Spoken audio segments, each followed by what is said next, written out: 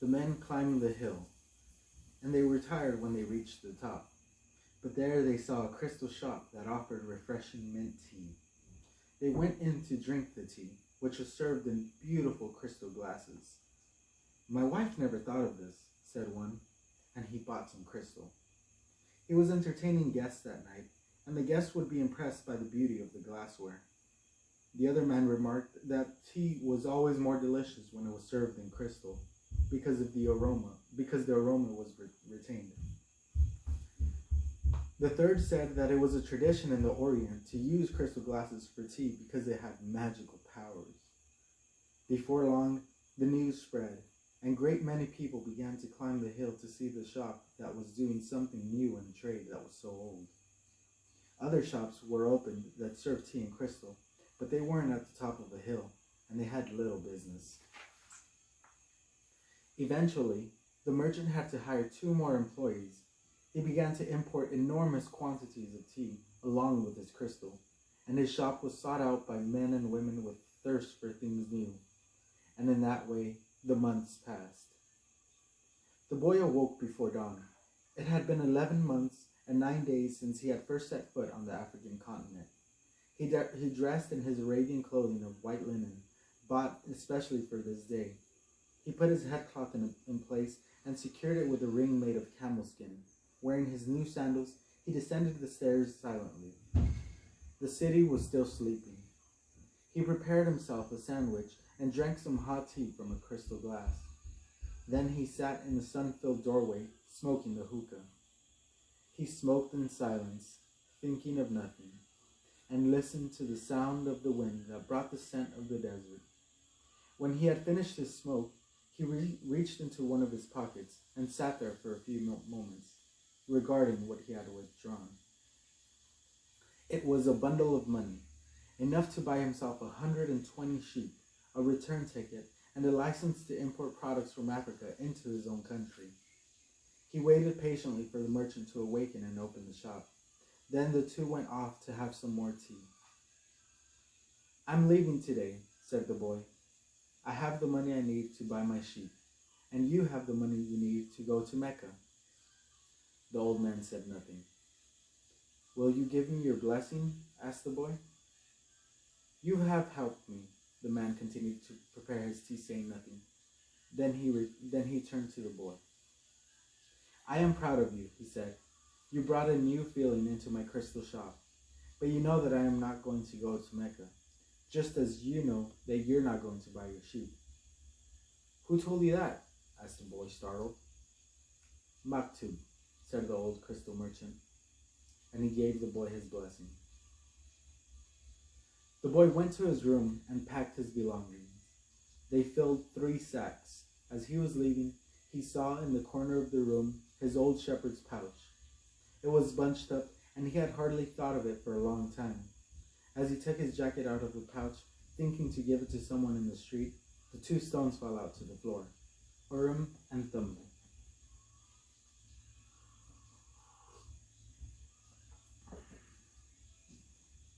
It made the boy think of the old king, and it startled him to realize how long it had been since he had thought of him. For nearly a year, he had been working incessantly, thinking only of putting aside enough money so that he could return to Spain with pride. "Never stop dreaming," the old king had said. "Follow the omens." The boy picked up Urim and Thummim, and once again had the strange sensation that the old king was nearby. He had worked hard for a year, and the omens were that it was time to go. "I'm going to go back to doing just what I did before," the boy thought, even though the sheep didn't teach me to speak Arabic. But the sheep had taught him something even more important, that there was a language in the world that everyone understood, a language the boy had used throughout the time that he was trying to improve things at the shop.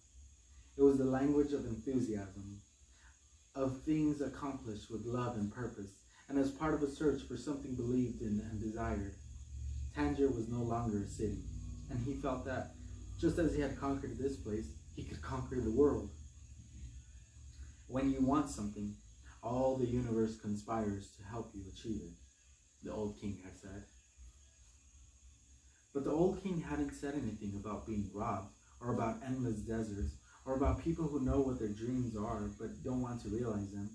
The old king hadn't told him that the pyramids were just a pile of stones, or that anyone could build one in his backyard.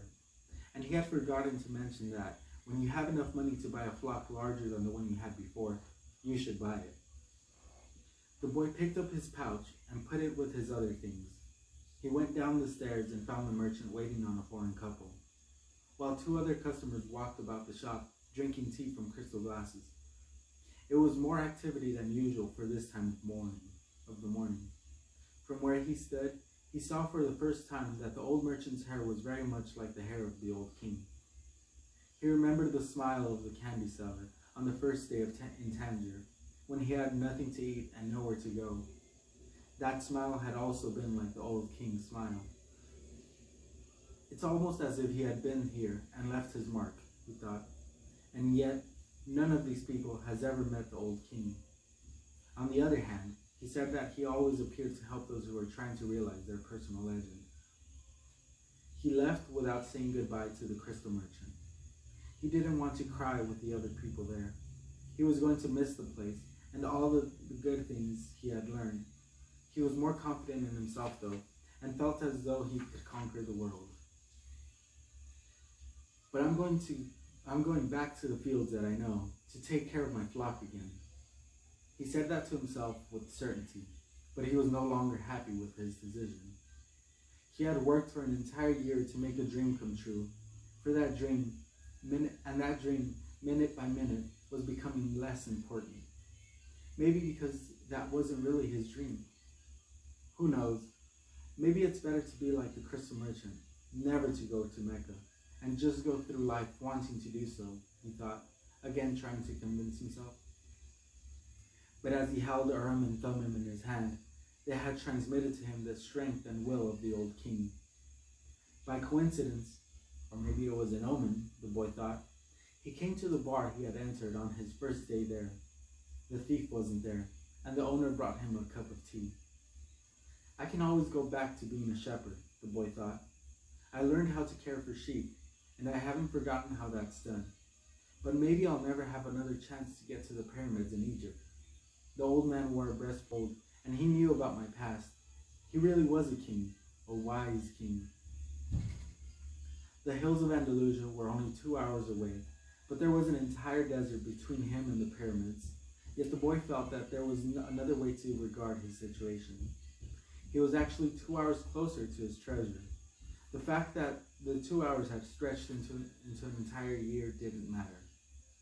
I know why I want to get back to my flock, he thought. I understand sheep. They're no longer a problem, and they can be good friends. On the other hand, I don't know if the desert can be a friend, and it's in the desert that I have to search for my treasure. If I don't find it, I can always go home. I finally have enough money and all the time I need. Why not? He suddenly felt tremendously happy. He could always go back to being a shepherd. He could always become a crystal salesman again. Maybe the world had other hidden treasures, but he had a dream, and he had met with the king. That doesn't happen to just anyone. He was planning as he left the bar. He had remembered that one of the crystal merchant's suppliers transported his crystal by means of caravans that crossed the desert. He held Urim and Thummim in his hand. Because of those two stones, he was once again on the way to his treasure. I am always nearby when someone wants to realize their personal legend, the old king had told him. What could it cost to go over to the supplier's warehouse and find out if the pyramids were really that far away?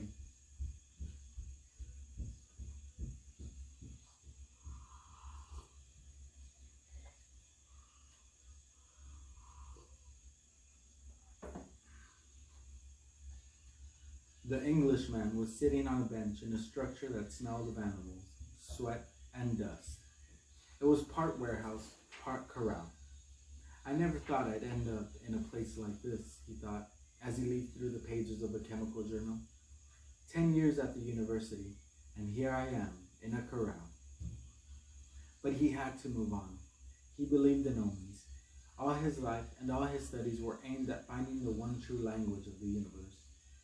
First he had studied Esperanto, then the world's religions, And now it was alchemy. He knew how to speak Esperanto. He understood all the major religions well, but he wasn't yet an alchemist. He had unraveled the truths behind important questions, but his studies had taken him to a point beyond which he could not seem to go. He had tried in vain to establish a relationship with an alchemist, but the alchemists were strange people who thought only about themselves and almost always refused to help him. Who knows? Maybe they had failed to discover the secret of the masterwork, the Philosopher's Stone, and for this reason kept their knowledge to themselves. He had already spent much of the fortune left to him by his father, fruitlessly seeking the Philosopher's Stone. He had spent enormous amounts of time at the great libraries of the world, and had purchased all the rarest and most important volumes on alchemy. In one, he had read that, many years ago, a famous Arabian alchemist had visited Europe. It was said that he was more than 200 years old, and that he had discovered the Philosopher's Stone and the elixir of life. The Englishman had been profoundly impressed by the story, but he would never have thought that it more than just a myth. Had not a friend of his, returning from an archaeological expedition in the desert, told him about an Arab that was possessed of exceptional powers. He lives at the Al-Fayoum oasis, his friend had said, and people say that he is 200 years old and is able to transform any metal into gold. The Englishman could not contain his excitement. He cancelled all his commitments and pulled together all the most important of his books, and now here he was, sitting inside a dusty, smelly warehouse. Outside a huge caravan was being prepared for a crossing of the Sahara and was scheduled to pass through Al Fayoum. I'm going to find that damned alchemist, the Englishman thought, and the odor of the animals became a bit more tolerable. A young Arab, also loaded down with baggage, entered and greeted the Englishman. "Where are you bound?" asked the young Arab. "I'm going into the desert," the man answered, turning back to his reading. He didn't want any conversation at this point. What he needed to do was review all he had learned over the years, because the alchemist would certainly put him to the test. The young Arab took out a book and began to read.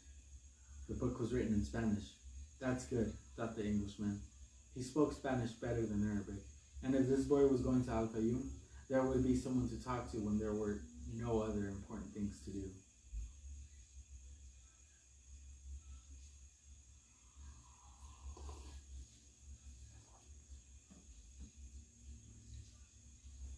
"That's strange," said the boy, as he tried once again to read the burial scene that began the book. "I've been trying for 2 years to read this book, and I never get past these first few pages." Even without a king to provide an interruption, he was unable to concentrate. He still had some doubts about the decision he had made, but he was able to understand one thing. Making a decision was only the beginning of things. When someone makes a decision, he is really diving into a strong current that will carry him to places he had never dreamed of when he first made the decision. When I decided to seek out my treasure, I never imagined that I'd wind up working in a crystal shop, he thought, and joining his caravan may have been my decision, but where it goes is going to be a mystery to me. Nearby was the Englishman, reading a book. He seemed unfriendly. He had looked irritated when the boy had entered. They might even have become friends, but the Englishman closed off the conversation. The boy closed his book. He felt that he didn't want to do anything that might make him look like the Englishman. He took Urim and Thummim from his pocket and began playing with them. The stranger shouted, "Urim and Thummim!" In a flash, the boy put them back in his pocket. "They're not for sale," he said. "They're not worth much," the Englishman answered. "They're only made of rock crystal, and there are millions of rock crystals in the earth. But those who know about such things would know that those are Urim and Thummim. I didn't know that they had them in this part of the world. They were given to me as a present by a king," the boy said. The stranger didn't answer. Instead, he put his hand in his pocket and took out 2 stones that were the same as the boy's. "Did you say a king?" he asked. "I guess you don't believe that a king would talk to someone like me, a shepherd," he said, wanting to end the conversation. "Not at all. It was shepherds who were the first to recognize the king that the rest of the world refused to acknowledge. So it's not surprising that kings would talk to shepherds. And he went on, fearing that the boy wouldn't understand what he was talking about. It's in the Bible, the same book that taught me about Urim and Thummim. These stones were the only form of divination permitted by God. The priest carried them in a golden breastplate. The boy was suddenly happy to be there at the warehouse. Maybe this is an omen, said the Englishman, half aloud. Who told you about omens? The boy's interest was increasing by the moment. Everything in life is an omen, said the Englishman, now closing the journal he was reading. There is a universal language, understood by everybody, but already forgotten. I am in search of that universal language, among other things. That's why I'm here. I have to find a man who knows that universal language, an alchemist. The conversation was interrupted by the warehouse boss. You're in luck, you two, the fat Arab said. There's a caravan leaving today for Al-Fayoum. But I'm going to Egypt, the boy said. Al-Fayoum is in Egypt, said the Arab. What kind of Arab are you? That's a good luck omen, the Englishman said, after the fat Arab had gone out. If I could, I'd write a huge encyclopedia just about the words luck and coincidence. It's with those words that the universal language is written. He told the boy it was no coincidence that he had met him with Urim and Thummim in his hand, and he asked the boy if he, too, were in search of the alchemist. I'm looking for a treasure, said the boy, and he immediately regretted having said it. But the Englishman appeared not to attach any importance to it. In a way, so am I, he said. I don't even know what alchemy is, the boy was saying, when the warehouse boss called to them to come outside.